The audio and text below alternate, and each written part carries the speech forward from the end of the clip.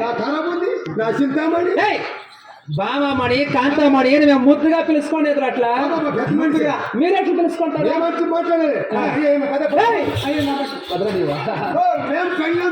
మేము అట్లా పిలుచుకోండి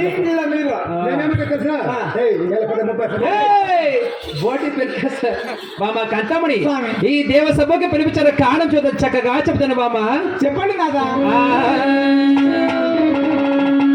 నా బామ వినువే బామా వినువే నా బామా రాణి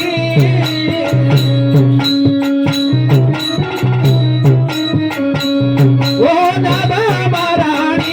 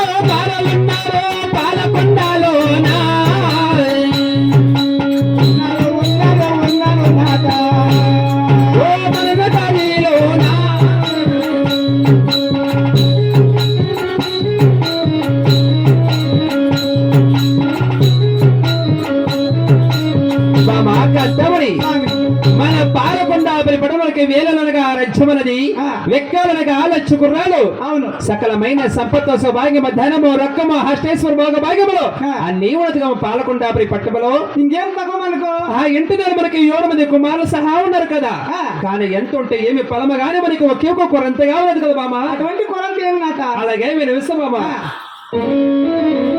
బామా ఎందరుంటే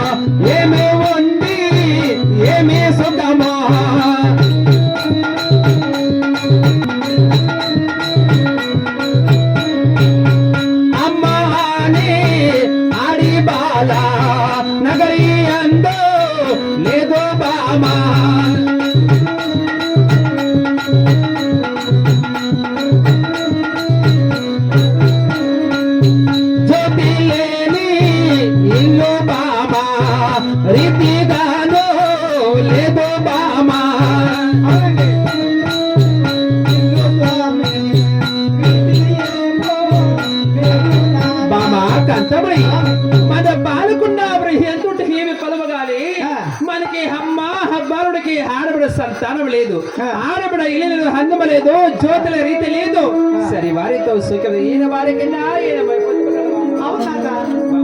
కష్టమని నేటి నేను హంతపురంలో పౌడించే వేళేందో నేను ఒక కలగంటిని బాబా. ఏమి కలగంటావు నాథ? కలగంటినో బామా కలగంటినో కలలోనే ఇంటి దేవుని కలగంటినే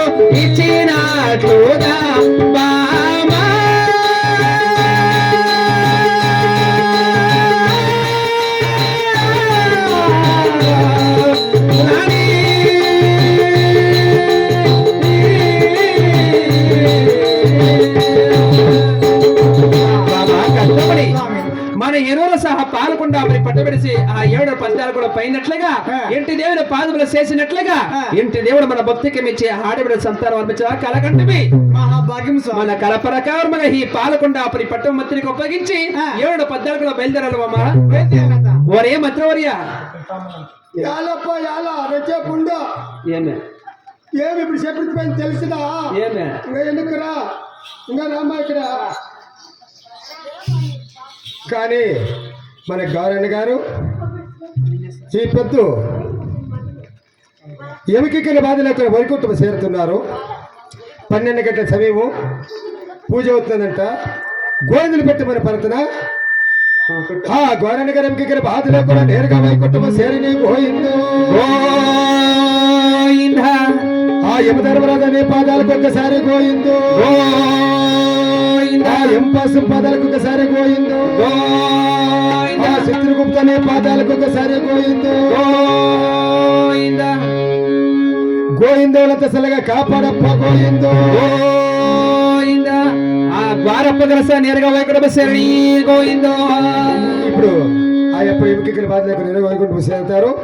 అందరూ తప్పకుండా గోవింద పెట్టండి. ఎలాంటే మనము 100 ఏళ్ళు బతికినా కూడా మనకేమో కొద్దిగా గోవింద పెట్టాలి పుట్టాలి కదా.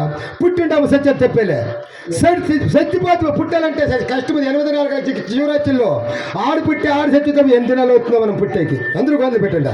మహారాజశ్రీ ఇదే సలన్సమల మన మునంటప్ప గారు పట్టిన పుణ్యమ చేత మా తమ్ముడు మా తడిసే వైకుంఠం సరే దుఃఖమ చేత మా అన్నగారు తడిసే వైకుంఠం దుఃఖమ చేత వారసాయి పొదొగనాడు మేము తెలిపి సమరే పొగడించగల దుఃఖం సీత వారసాయి సలసభలో 100 రూపాయల కానుకలు సమర్పించుకున్నారు.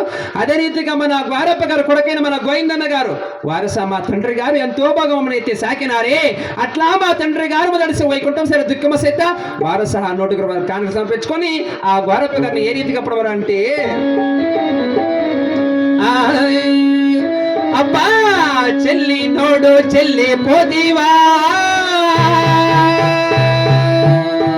వరపన్నా నీవు దేవలోకము సేరుకుంటివో మాయప్ప. చెల్లి నోడు చెల్లి పోదివా వరపన్నా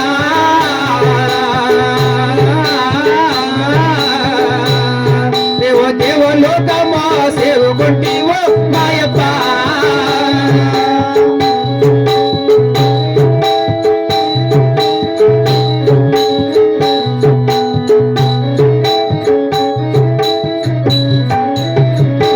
అప్ప కొడుకు పడాలను ఇసిపోతివో అన్నదమ్ములను మర్చిపోతివో.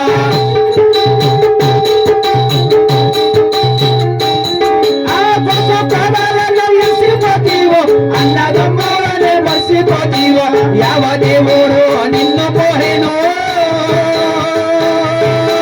వరపన్నా.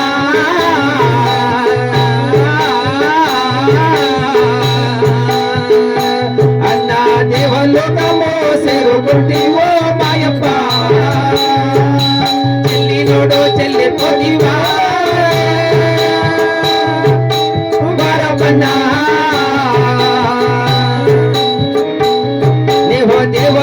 మమ్ము చేరుకుంటివో మాయప్ప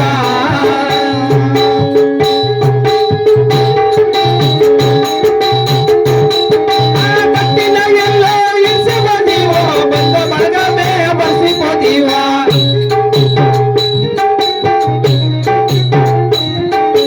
కట్టిన